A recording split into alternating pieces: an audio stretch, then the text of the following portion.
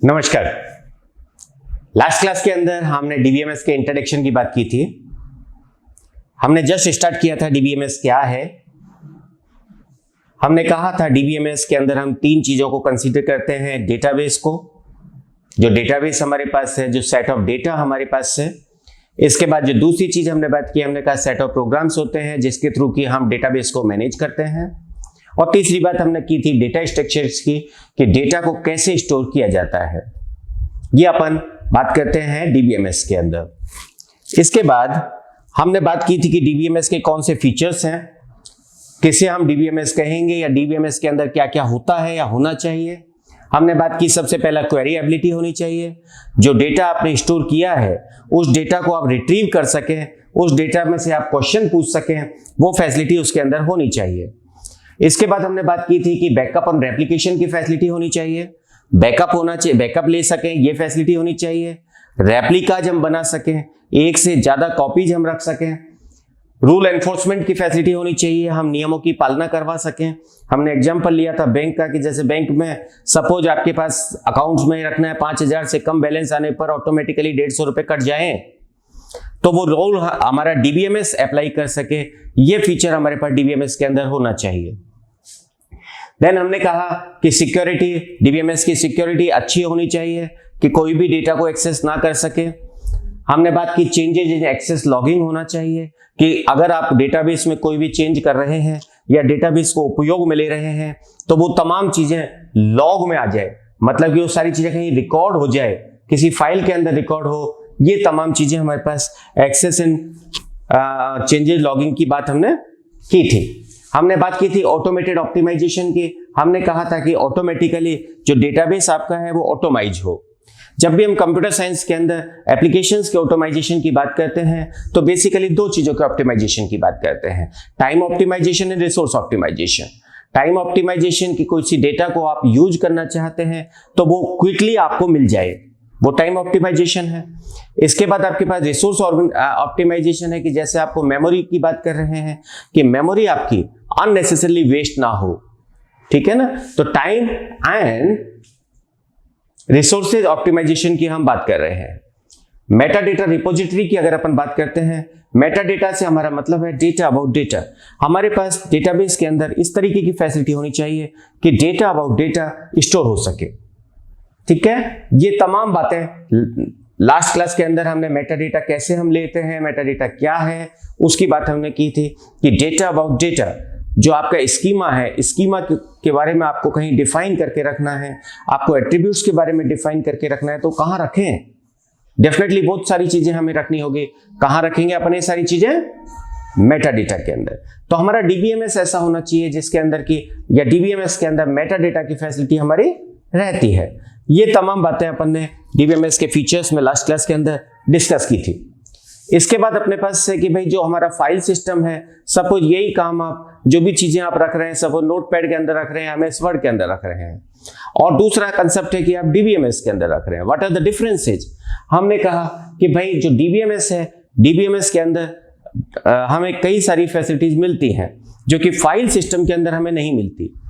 पहला डिसएडवांटेज जो file system का हमने कहा कि भाई डेटा रिडंडेंसी एंड इनकंसिस्टेंसी होती है जब हम फाइल सिस्टम की बात करते हैं। हमने एग्जांपल लेके देखा था कि किस तरीके से हमें एक डेटा को हम कई बार हम स्टोर करते हैं जब हम फाइल सिस्टम की बात करते हैं, जबकि अगर हम डीबीएमएस की बात कर रहे हैं तो बड़े आसानी से हम उसको मैनेज कर लेते हैं।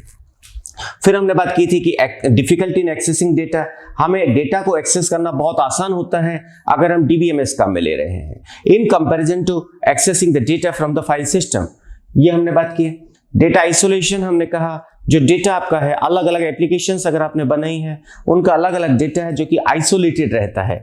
आवश्यकता पड़ने पर हम डेटा को कंबाइन कर लेते हैं और जरूरत पड़ने पर उसको आइसोलेट भी रखते हैं या आइसोलेट रहते हैं। इंटीग्रिटी प्रॉब्लम की हमने बात की थी। हमने कहा था कि डेटा आपका इनकरेक्ट स्टेट में नहीं रहना चाहिए, जबकि अगर हम फाइल सिस्टम में काम करते हैं तो डेटा आपका इनकंसिस्टेंट स्टेट के अंदर रहता है। इंटीग्रिटी के इश्यूज डेटा फाइल सिस्टम के अंदर डेटा में आते हैं, ठीक है। डीबीएमएस के अंदर हम बड़े आसानी से उसे हैंडल कर सकते हैं। एटॉमिसिटी से हमारा मतलब है कि कोई भी ट्रांजैक्शन और डेटा है वो अपने आप में एटॉमिक की तरह बिहेव कर सकता है, उसे तोड़ा नहीं जा सकता, वगैरह वगैरह। काफी डिटेल में हमने लास्ट क्लास में बात की थी, इसलिए मैं केवल ओवरव्यू लेके आपको आगे चल रहा हूं।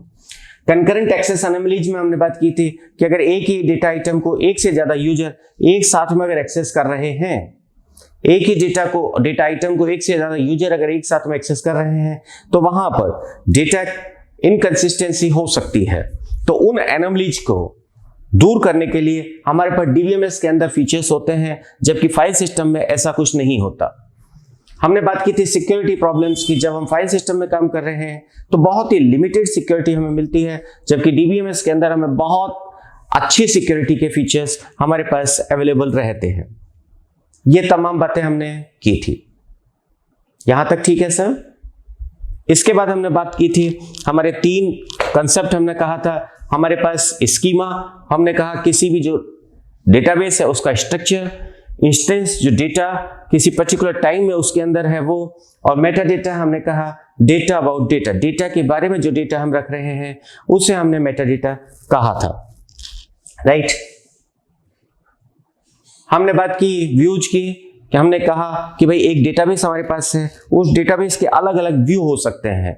व्यू का मतलब है सबके अपने अपने सोचने का एक अलग, सबको अपने अपना डेटाबेस में से क्या निकालना है उससे अलग अलग चीजों से अपना मतलब हो सकता है, ठीक है। एग्जाम्पल हमने लिया कि सपोज हम कॉलेज के डेटाबेस की बात कर रहे हैं, जो फी क्लर्क है, जो कि फी डिपॉजिट करता है, उसको केवल इस चीज से मतलब है कि आपने कितनी फीस जमा कर दी है और कितनी आपकी पेंडिंग है।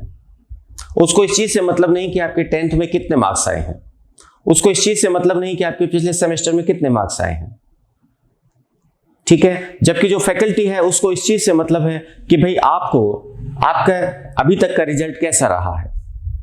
इस तरीके से अलग अलग लोग अलग अलग व्यू वहां पर देख सकते हैं, और उसे हमने कहा है व्यू लेवल। हमने 3 लेयर्स में डेटाबेस की बात की थी, हमने कहा था फिजिकल लेयर होता है, लॉजिकल लेयर है, कंसेप्चुअल लेयर होता है, और व्यू लेवल होता है। फिजिकल लेवल हमने कहा कि कैसे डेटा को स्टोर किया है, कैसे। फिजिकल लेवल में हमने बात की थी कैसे। लॉजिकल लेवल या कंसेप्चुअल लेवल में हमने बात की थी क्या डेटा स्टोर हो रहा है, और व्यू लेवल में हमने की थी कि भाई आपको क्या चाहिए। अलग अलग व्यू क्रिएट हो सकते हैं, एक ही अलग अलग व्यू क्रिएट हो सकते हैं एक ही डेटाबेस के। ये बातें अपन ने डिटेल में ली थी, ठीक है सर। यहां तक हमने शायद लास्ट क्लास के अंदर डिस्कस किया था। होप यहां तक के कंसेप्ट बिल्कुल क्लियर है। चलिए सर, इसके बाद हमारे पास बात आती है डेटा इंडिपेंडेंस। डेटा इंडिपेंडेंस क्या है? देखिए सर, डेटा इंडिपेंडेंस क्या है? किसी एक लेवल में इस प्रकार से चेंज करना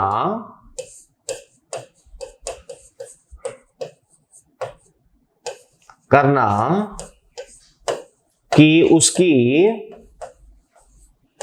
अगली उच्चतर लेयर में परिवर्तन ना करना पड़े, उसे अपन डेटा इंडिपेंडेंस कहते हैं। 3 लेयर्स की हमने बात की थी, physical layer, conceptual layer and view layer. हम कह रहे हैं किसी एक लेयर में हम इस तरह से चेंज करें कि अगली लेयर में चेंज ना करना पड़े, दैट इज डेटा इंडिपेंडेंस। देखिए, आप कह रहे हैं कि भाई जैसे सपोज डेटा स्टोर हो रहा है लिंक लिस्ट में, आपने कहा भाई मैंने इसको बाइनरी ट्री में कर दिया लेकिन ऊपर चेंज नहीं करना पड़े, तो ये क्या हो गया? डेटा इंडिपेंडेंस हो गया। एक लेवल में चेंज करना जिससे कि उसकी अगली ऊपर की लेयर में चेंज ना करना पड़े, उसे डेटा इंडिपेंडेंस कहते हैं। ठीक बात है।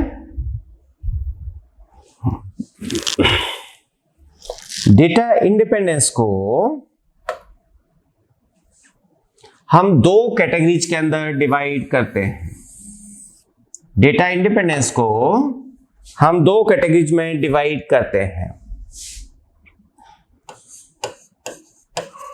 फिजिकल लेवल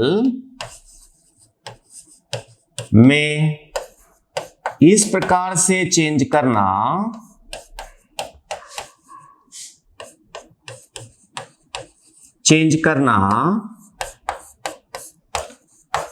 कि लॉजिकल लेवल में चेंज ना करना पड़े, उसे फिजिकल डेटा इंडिपेंडेंस कहते हैं। हम फिजिकल लेवल में चेंज कर दें कि लॉजिकल लेवल में चेंज ना करना पड़े। हमारा जो सिस्टम है वो इस तरह से बना हुआ है कि फिजिकल लेयर में अगर चेंज कर दिया जाए, डेटा कैसे स्टोर हो रहा है इसमें चेंज कर दिया जाए, तो क्या डेटा हम स्टोर कर रहे हैं उसमें चेंज ना करना पड़े।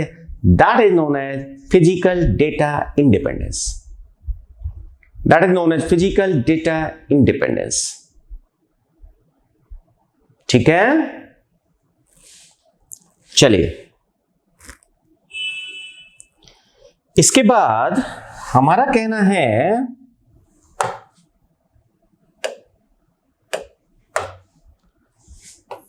कि यहां पर हम कहें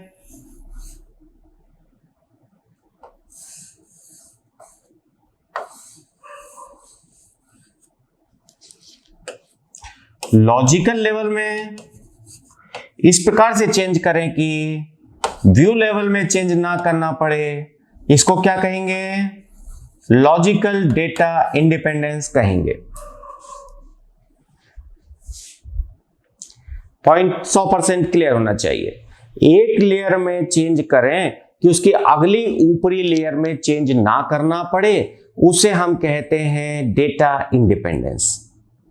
और डेटा इंडिपेंडेंस को हमने दो कैटेगरीज में डिवाइड किया है, physical data independence and logical data independence. हम कह रहे हैं भाई फिजिकल लेयर में चेंज करें और लॉजिकल लेयर में चेंज ना करना पड़े, वो हो गया physical data independence. And logical layer में चेंज करें और व्यू में ना करना पड़े, वो हो गया लॉजिकल डेटा इंडिपेंडेंस। 100% क्लियर है बात? ओके, आगे चलते हैं। हमने कहा यूजर्स डेटाबेस के कौन कौन से हैं। 4 कैटेगरीज में हमने यूजर्स को डिवाइड किया है। Native users, application programmers, sophisticated users and specialised users. हम फेसबुक पे काम करते हैं, लेकिन क्या हमें फेसबुक के डेटाबेस की डिटेल पता है? नहीं। हम जीमेल पे काम करते हैं, हमारी जो मेल्स निकल कर रही है वो कहां से आ रही है? कहीं ना कहीं डेटाबेस से निकल के आ रही है। क्या हमें उस डेटाबेस का पता है? नहीं। तो हम क्या हो गए? Native users. वो यूजर जो किसी प्रोग्राम के द्वारा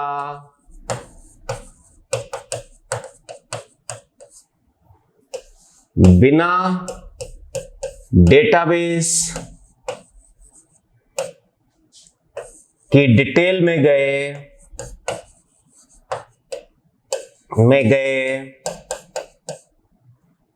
डेटाबेस को उपयोग में लेते हैं।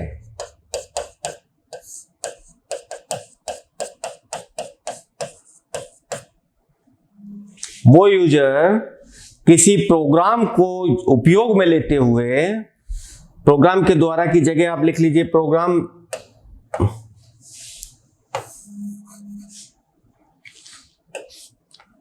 को उपयोग में लेते हुए, ज्यादा आसान रहेगा।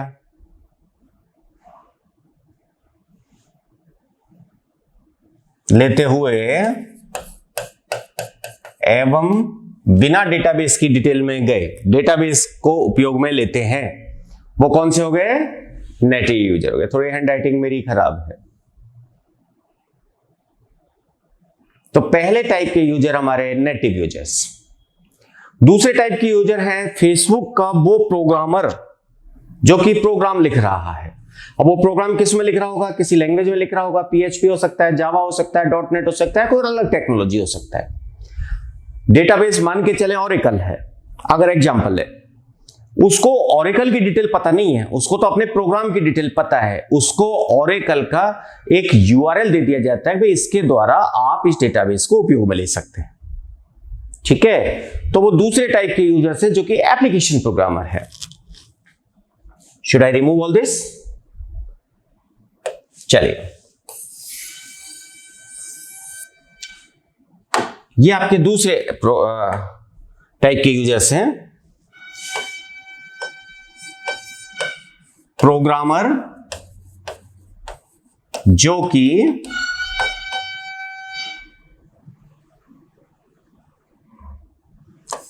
अपने प्रोग्राम लिखते हुए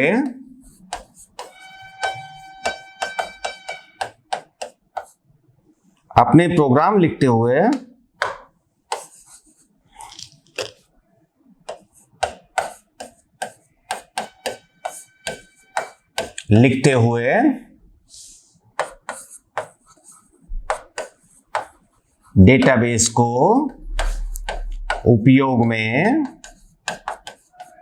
लेते हैं।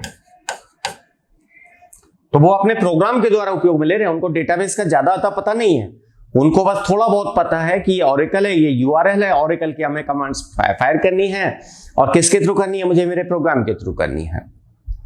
ठीक है, वो हमारे एप्लीकेशन प्रोग्रामर हैं।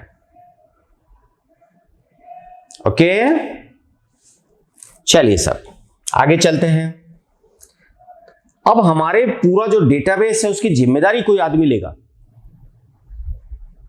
कोई आदमी एक ऐसा होगा जो कि पूरे डेटाबेस की जिम्मेदारी लेगा। सपोज फेसबुक का डेटाबेस थोड़ी देर के लिए बंद हो जाता है, who is responsible? Suppose SBI bank का डेटाबेस क्रैश हो जाता है, who is responsible? Suppose database hack हो जाता है, who is responsible? There must be one person who is responsible. तो वो जो रेस्पॉन्सिबल पर्सन है that is specialised users, the person who is responsible for the database. वह व्यक्ति जो कि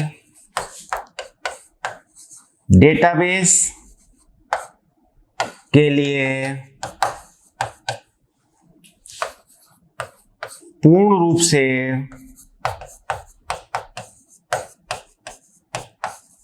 जिम्मेदार है। उसके पास डेटाबेस के सभी राइट्स हैं, सभी ड्यूटीज हैं। वो कौन है? स्पेशलाइज्ड यूजर है। लेकिन अब वो व्यक्ति अकेला तो काम करेगा नहीं, वो क्या करेगा? वो अपने राइट्स को डेलीगेट करेगा, वो अपने राइट्स को डेलीगेट कर देगा। राइट्स को डेलीगेट करने का मतलब जैसे उसने कहा भैया फला काम आपको करना है, फला काम आपको करना है, तो वो कौन हो गए? वो सोफिस्टिकेटेड यूजर्स हो गए। तो सोफिस्टिकेटेड यूजर से मतलब हमारा क्या हो गया? वो यूजर जिनको स्पेशलाइज्ड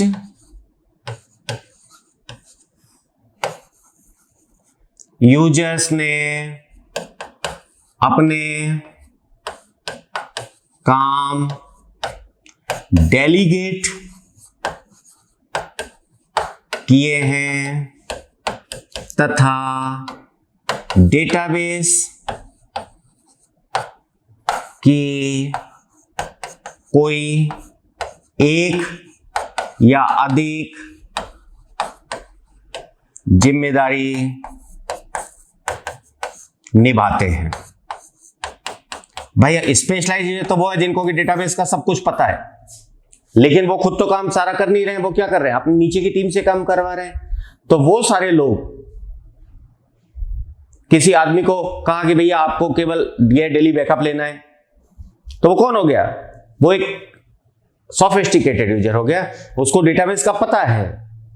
सब कुछ पता है, लेकिन उसकी जिम्मेदारी या उसको एक स्पेसिफिक काम दिया हुआ है, वो है आपके सोफिस्टिकेटेड यूजर्स।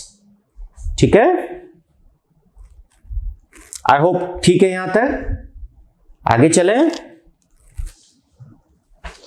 देखिए सर, इसके बाद हमारे पास आता है database administrator. Database administrator, database administrator जो स्पेशलाइज्ड यूजर्स हैं, उनके काम क्या है? उनके काम है सबसे पहला schema, structure and physical organisation modification. Schema क्या है? जो कंसेप्चुअल लेवल था, जो लॉजिकल लेवल था, और जो फिजिकल लेवल है, उसमें अगर कोई भी चेंज करना है तो वो कौन करेगा? डीबीए करेगा। ठीक है, तो स्कीमा डेफिनेशन और जो फिजिकल लेवल है उसमें मॉडिफिकेशन किसका काम है? डीबीए का काम है, डेटाबेस एडमिनिस्ट्रेटर का काम है। स्टोरेज स्ट्रक्चर, कैसे डेटा को स्टोर होना है, and access method definition. Access method का मतलब किसको क्या देना है, कैसे देना है, कौन कैसे इसे एक्सेस कर सकता है। ठीक है ना, सबको डेटाबेस का पूरा एक्सेस तो दिया नहीं जा सकता, तो सबको लिमिटेड एक्सेस दिया जाएगा, और वो कौन डिफाइन करेगा? वो आपका डेटाबेस एडमिनिस्ट्रेटर डिफाइन करेगा। Granting of authorisation for database access, authorisation देना, कौन क्या कर सकता है, क्या नहीं कर सकता, ये तमाम काम आपको कौन अलाउ करेगा? डेटाबेस एडमिनिस्ट्रेटर असाइन करेगा। डेटाबेस एडमिनिस्ट्रेटर की जिम्मेदारी है। अनरूटीन मेंटेनेंस, जो आए दिन का जो काम है, जैसे बैकअप लेना है, रीस्टोर करना है, ये तमाम काम आपके किसके हैं? डेटाबेस एडमिनिस्ट्रेटर के हैं। ठीक बात है सर? चलिए, इस सब के बाद हमारे पास एक चीज आती है कि भाई डेटाबेस को रख कैसे कैसे सकते हैं, डेटाबेस को कैसे कैसे मैनेज कर सकते हैं। देखिए, अपन नीचे से बात करते हैं, डिस्ट्रीब्यूटेड डीबीएमएस। डिस्ट्रीब्यूटेड डीबीएमएस का मतलब है जबकि आपका जो डेटाबेस है वो एक से ज्यादा मशीन्स के ऊपर रहे, the data which distributed over more than one machines. आप सोचिए, फेसबुक के कितने सर्वर होंगे डेटाबेस में? अगर हम डेटाबेस की बात करें तो फेसबुक के पास कितने सर्वर होंगे जिसके ऊपर की फेसबुक के यूजर्स का डेटा है? शायद लाखों में, हजारों में होंगे ना। तो आपका जो डेटा है वो वास्तव में बहुत सारे सर्वर्स के ऊपर है, और वो सारा मिलकर एक डेटाबेस बना रहा है। ओके, आधार का डेटा की बात करें, क्या तमाम जो लोग हमारे इंडिया के हैं, क्या उनका आधार की डिटेल, जिसमें उनकी फोटो भी है, उनकी एड्रेस भी है, उनकी सारी चीजें हैं, क्या एक सर्वर पे रह सकता है? उम्मीद तो नहीं है। तो वो क्या करते होंगे? वो अपने डेटा को डिस्ट्रीब्यूट करके रखते होंगे। ये भी हो सकता है कि भाई एक सर्वर पे सारी फोटोज रख ली, एक सर्वर पे पर्सनल डिटेल्स रख ली, या ये भी हो सकता है कि भैया राजस्थान का डेटा एक सर्वर पे रखा, एमपी का अलग सर्वर पे रखा। Any how, somehow they are distributing the data over more than one machines. So this type of database is known as distributed DBMS. The data which is distributed over more than one machines. Okay? Object oriented databases. Object oriented databases. आपने object oriented language पढ़ी है कोई? C++, जावा। वहां पर हम objects की बात करते हैं। ऑब्जेक्ट ओरिएंटेड डेटाबेस है जिसमें कि आप ऑब्जेक्ट्स को स्टोर कर सकते हैं, which are talking about the objects. Okay, object oriented databases से मतलब है कि जो ऑब्जेक्ट्स की बात करता है वो ऑब्जेक्ट ओरिएंटेड डेटाबेसेस है। ओके, जहां पर कि हम डेटाबेस ऑब्जेक्ट्स को स्टोर कर सकते हैं। Okay, RDBMS, relational databases. हम अभी जब बात कर रहे हैं, हम जब भी कहते हैं डीबीएमएस सामान्यतः, तो हम किसकी बात करते हैं? आरडीबीएमएस की। हम अपने पूरे कोर्स में जो पढ़ेंगे वो क्या पढ़ेंगे? RDBMS, relational database management system, जहां पर कि डेटा को टेबल्स के अंदर स्टोर किया जाता है, जहां पर कि डेटा को टेबल्स के अंदर स्टोर किया जाता है। ठीक है, नेटवर्क डीबीएमएस या हिरारिकल पहले बात करें। हिरारिकल से मतलब क्या है? डेटा आपने जो स्टोर किया है वो आपने रजिस्टर में रखा, लेकिन आपने कैसे रखा? आपने कहा भाई मेरे पास सपोज बीटेक के स्टूडेंट्स हैं। आपने कहा साहब बीटेक में मेरे पास फर्स्ट ईयर वाले स्टूडेंट हैं और यहां पर आपने फर्स्ट ईयर वाले स्टूडेंट्स की इंफॉर्मेशन रख ली। आपने कहा साहब सेकंड ईयर के स्टूडेंट्स हैं, यहां पर आपने सेकंड ईयर के स्टूडेंट्स की इंफॉर्मेशन रख ली, थर्ड ईयर के स्टूडेंट्स की रख ली, फोर्थ ईयर के स्टूडेंट्स की रख ली। आपने कहा साहब पास आउट की भी रखनी है, पास आउट की यहां पर रख ली। फिर आपने फर्स्ट ईयर में कहा साहब वो लोग जो राजस्थान के रहने वाले हैं उनकी इंफॉर्मेशन आपने यहां रख ली, आउट ऑफ राजस्थान वाले and so on. Data tree के फॉर्मेट में मेंटेन करके रख रहे हैं। ठीक है। नेटवर्क डेटाबेस की हम बात करते हैं, जबकि जो हमारी हिरारिकल है उसमें कहीं पर एक सर्कल बन रहा है। ठीक है।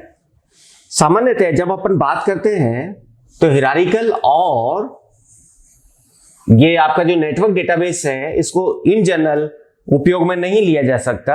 ये केवल और केवल थियोरेटिकल कंसेप्ट्स हैं कि how the data might be stored, how the DBMS might work. Okay, तो तमाम चीजें हैं, तमाम टाइप के डेटाबेसेज हैं, लेकिन हमारे लिए जब हम काम करते हैं तो हमारे लिए अभी इस डीबीएमएस के कोर्स में जो डेटाबेस है दैट इज RDBMS, जिसकी की अपन डिटेल में बात करेंगे।